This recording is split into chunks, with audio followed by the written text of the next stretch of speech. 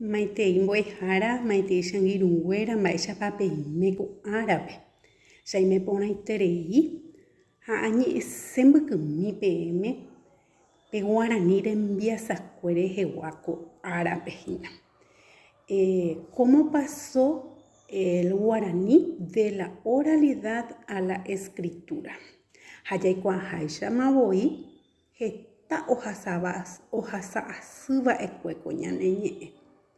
Heta ohasavai ha oje'apo'i ha oñemomichĩva'ekue ymaitéguiveko ñane ñe'ẽ umi pytagua principalmente ouva'ekue ojukase ñane ñe'ẽ Guarani. Noñembo'eva'ekue mbo'ehaoha rupi pe ary 1993 peve.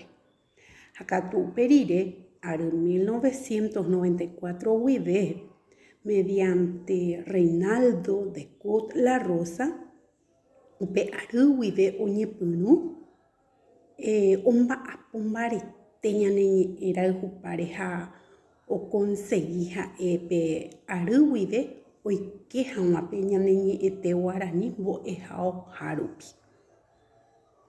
Avei jaikuaaháicha Ateneo de Lengua y Cultura Guarani omba'apo avei heta mba'e porã ojapo ñane ñe'ẽ rayhupáre avei pe ary 1988 guive ko'ag̃aite peve ñane retã tuichakue javeve ha'e oguereko heta tenda rupi oĩhápehína omba'apohápe heta mbo'ehára temimbo'éndi ogueraha hag̃uáicha tenondéguako ñane ñe'ẽte.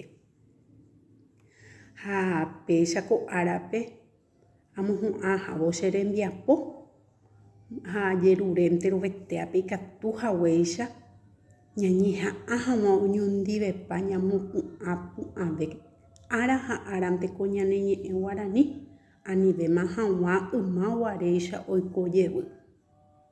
Aguyje tape hasaporãite ko ára.